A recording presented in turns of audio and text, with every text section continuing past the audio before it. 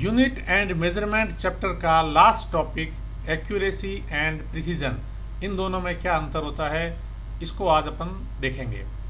Accuracy का मतलब होता है कि आप जो मेजरमेंट ले रहे हो वो कितना एग्जैक्टली आपकी ट्रू वैल्यू के नज़दीक है।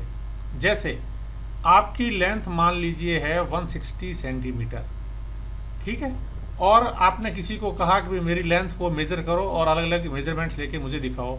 तो किसी ने मेजरमेंट लिया, उसने कहा 159.8 सेंटीमीटर, दूसरे ने मेजरमेंट लिया 159.7 सेंटीमीटर, तीसरे को कहा, उसने कहा 160.0 सेंटीमीटर, चौथे ने कहा 160.1 सेंटीमीटर। यानी अलग अलग जो है मेजरमेंट्स तो अलग अलग हुए, परंतु ये सारे के सारे मेजरमेंट्स 160 सेंटीमीटर के बिल्कुल पास में है, ठीक है ना। परंतु इनमें सब में देखो डिफरेंस कितना है कि ये एक छोटी से छोटी संख्या है, इसके अंदर ये आपके ये वाली 159.7 और बड़ी से बड़ी संख्या है आपके इसके अंदर ये 160.1। तो ये हो गया आपके 0.4 सेंटीमीटर का आपके डिफरेंस आता है सभी मेजरमेंट्स के अंदर। परंतु ये सारे के सारे मेजरमेंट्स आपकी ट्रू वैल्यू के पास में है। आपने किसी दूसरे बंदे को कहा कि भाई मेरे लेंथ को मेजर करो, उसने क्या किया, मेजरमेंट किया 158.6 सेंटीमीटर, दूसरे ने और मेजरमेंट लिया 158.5 सेंटीमीटर, तीसरा मेजरमेंट लिया 158 वापस 6 सेंटीमीटर, चौथा मेजरमेंट लिया 158.6 सेंटीमीटर। तो ये सारे मेजरमेंट्स जो हुए इसके अंदर जो डिफरेंस आया वो कितना आया, केवल 0.1 सेंटीमीटर का आया।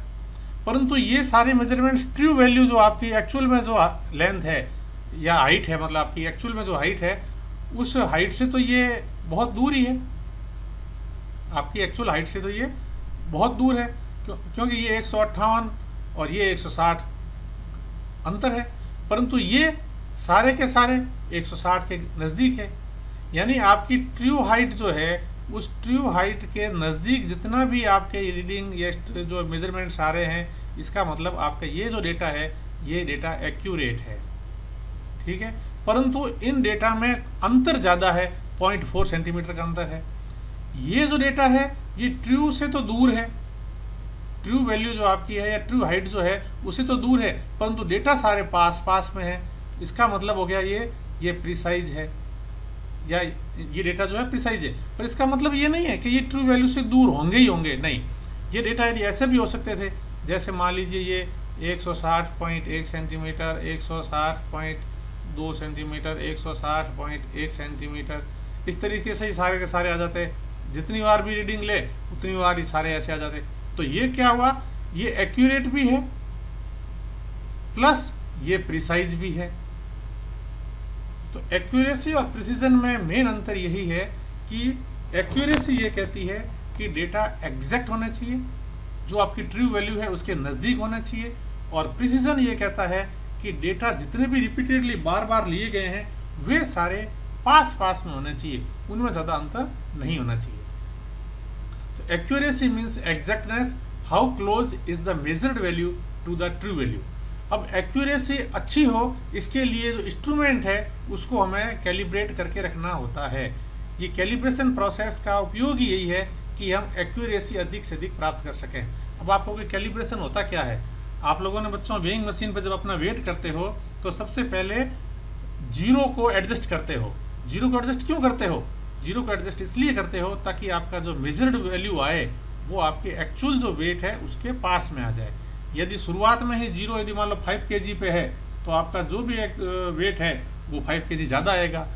यदि 5 kg ज़्यादा आएगा इसका मतलब एक्चुअल वैल्यू से आपके उसकी वैल्यू ज़्यादा आ गई, इसका मतलब एक्यूरेसी घट गई। तो एक्यूरेसी को बढ़ाने के लिए हम इंस्ट्रूमेंट को कैलिब्रेट करते हैं।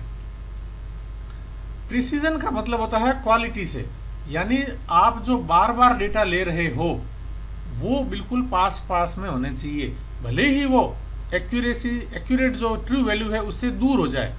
ट्रू वैल्यू से वो डेटा दूर हो सकते हैं, परंतु लिए हुए सारे के सारे डेटा पास पास में होने चाहिए।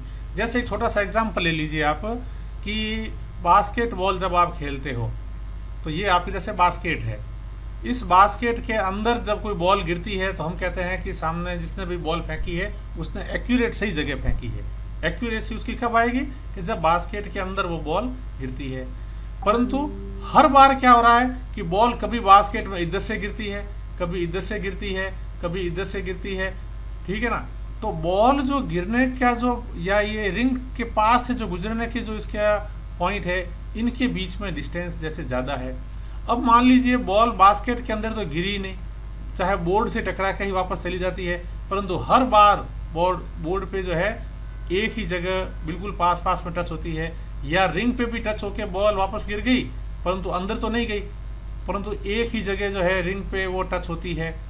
या बॉल अंदर भी जा रही है तो भी वह एक ही रास्ते से जा रही है, वो रास्ता चेंज नहीं कर रही है, हर बार वो इसी रास्ते से आ रही है, इसी रास्ते से आ रही है। तो प्रिसीजन के अंदर क्या होगा कि जितनी बार भी आप रीडिंग लेते हो वो रीडिंग है सारी के सारी पास पास होनी चाहिए। यानी ये बॉल हर बार बास्केट में चाहे गिरे चाहे ना गिरे परंतु एक ही जगह पे वो टच होनी चाहिए। चाहे वो बोर्ड पे टच हो रही है तो भी एक ही जगह टच हो, रिंग पे टच हो रही है तो भी एक ही जगह टच हो, और यदि वह बास्केट के अंदर गिर भी रही है तो एक ही जगह से बार बार गिरे, इसका मतलब वो प्रिसाइज है। एक और एग्जांपल ले लीजिए, आप जब तीर निशाने पे लगाते हो तो मान लीजिए ये आपके निशाने का जो पॉइंट है, इसके ऊपर आपको तीर लगाने हैं, ठीक है ना। आप तीर अलग अलग दिशा से फेंकते हो तो लगने चाहिए इसके ऊपर, ठीक है। अब ये तो है आपकी ट्रू वैल्यू। अब यदि इसके जस्ट पास पास में तीर लगते हैं, इसके अंदर या इसके पास में, तो इसका मतलब आपका निशाना एक्यूरेट निशाना है, एक्यूरेसी उसकी अच्छी है।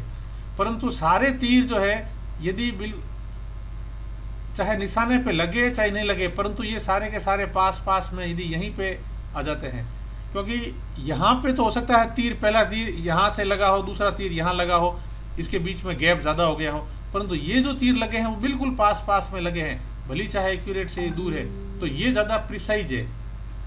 प्रिसाइज का मतलब बार बार रीडिंग लेते हो आप, वो सारी पास पास होनी चाहिए। और एक्यूरेसी का मतलब है कि आपकी जो ट्रू वैल्यू है या मेन टारगेट है उसके पास सारी वैल्यू होनी चाहिए।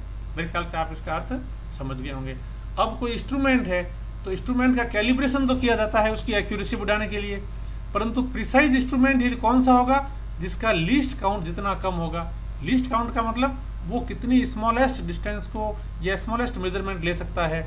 अब जैसे स्केल की बात करते हैं तो स्केल यदि लंबाई नापनी है तो वो 1 mm जो है नापेगी, इससे कम वो नाप नहीं सकती। वर्नियर कैलिपर की बात करते हैं जो कि आपके 11th के सिलेबस में भी है, तो वो 0.1 mm मेजर कर लेता है।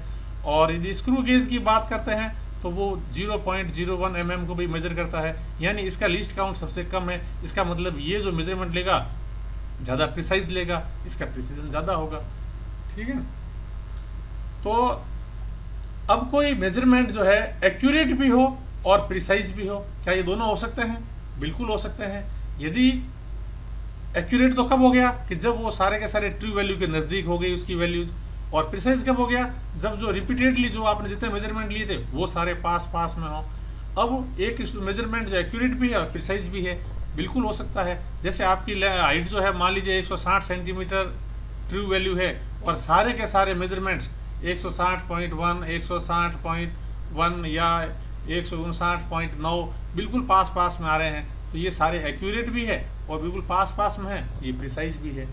और इनको साइंटिस्ट जो है इनको रिप्रेजेंट जो करता है वो परसेंटेज एरर के द्वारा करता है कि भाई किसमें कितनी परसेंटेज एरर, जितनी कम परसेंटेज एरर होगी इसका मतलब वो उतना ही एक्यूरेट है और उतना ही वो अच्छा सा एक मेजरमेंट है।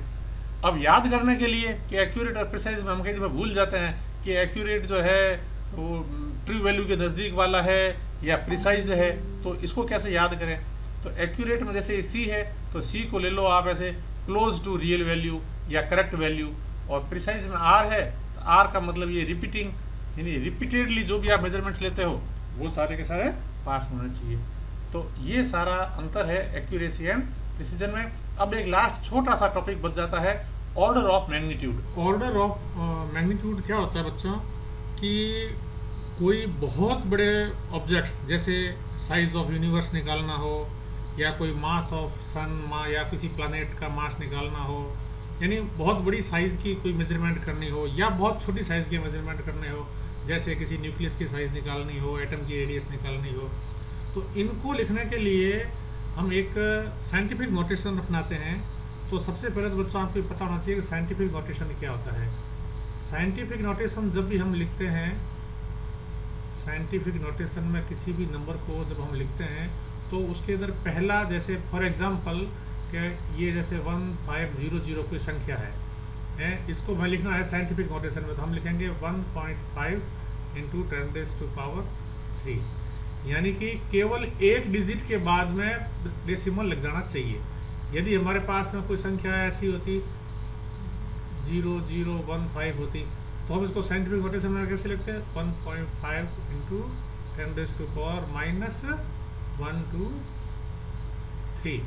10⁻³ ये साइंटिफिक नोटेशन में लिखने का तरीका होता है। तो ऑर्डर ऑफ मैग्नीट्यूड क्या होता है?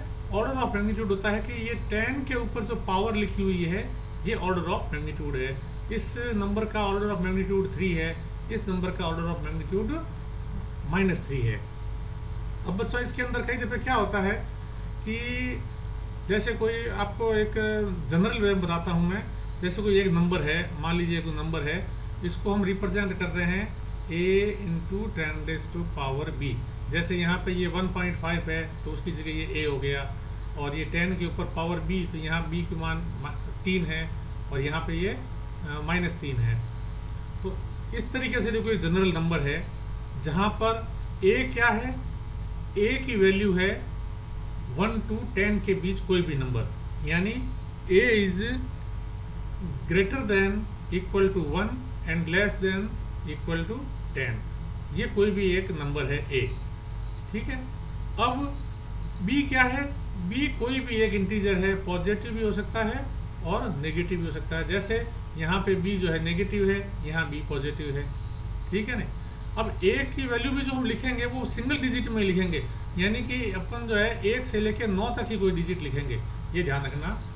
ये अपन ये कह सकते हैं कि a is greater than equal to 1 and less than 10।